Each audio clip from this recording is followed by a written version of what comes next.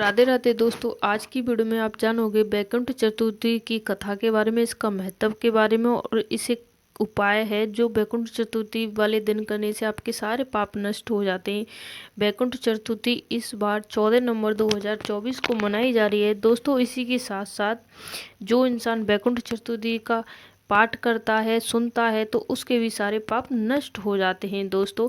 वैकुंठ चतुर्थी को हरि यानी श्री हरि और महादेव की पूजा करने का विधान है। जो व्यक्ति वैकुंठ चतुर्थी को भगवान विष्णु की पूजा करता है उसे स्वर्ग की प्राप्ति होती है, सीधे ही स्वर्ग की प्राप्ति मिलती है। वैकुंठ चतुर्थी को कार्तिक मास के शुक्ल पक्ष की चतुर्दशी को भी मनाई जाती है। इस दिन भगवान विष्णु और भगवान भोलेनाथ की पूजा एक साथ करने का महान है।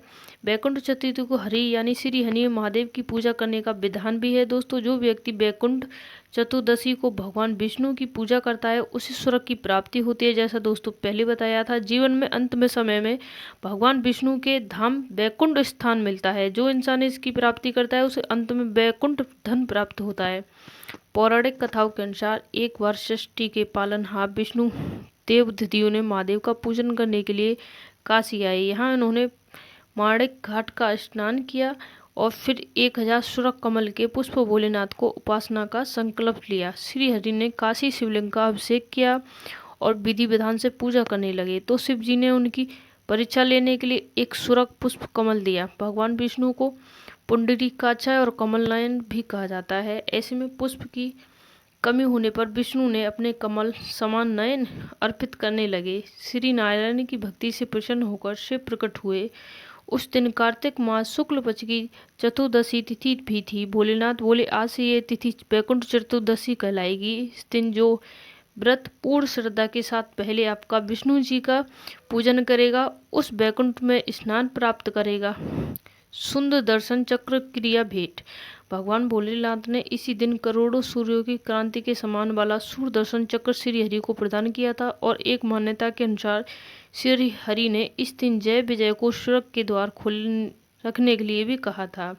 आदेश दिया गया था कि मान्यता के अनुसार पृथ्वी लोक पर रहने वाले प्राणी को इस दिन और जगत के पालनहार की पूजा करने की मृत्यु के बाद यमलोक की पीड़ा नहीं सहनी पड़ेगी, उसे मोक्ष की प्राप्ति होगी, उसे 1000 नहीं 14,000 पूरे पापों से मुक्ति मिलेगी। वैकुंठ चतुर्थी के दिन आपको क्या उपाय करना है? वैकुंठ चतुर्दशी के दिन आप भगवान विष्णु और भगवान शिव दोनों की पूजा के साथ साथ एक दिन आप भगवान विष्णु को बेलपत्र, एक ही दिन भगवान विष्णु को भी और भगवान हरि को भी आप भगवान विष्णु को तो आपको तुलसी का जो अर्घ होता है वो दान करना है और वहीं आप भगवान भोले को आप बेलपत्र के पत्ते अर्पित करें। ये दोनों उपाय एक ही दिन करने हैं, आपको ध्यान रखना है। वैकुंठ चतुर्थी के दिन ही करने हैं ये उपाय।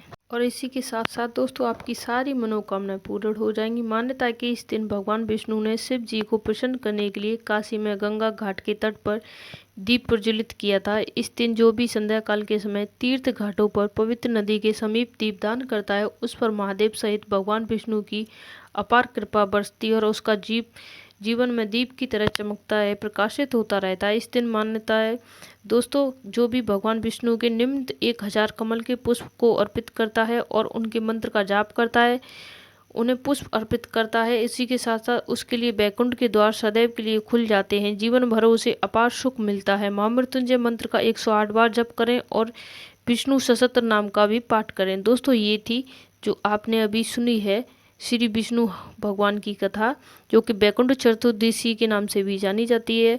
आपको कैसी लगी कमेंट करके बताएं और अच्छी लगी हो तो लाइक, चैनल सब्सक्राइब जरूर करके जाएं।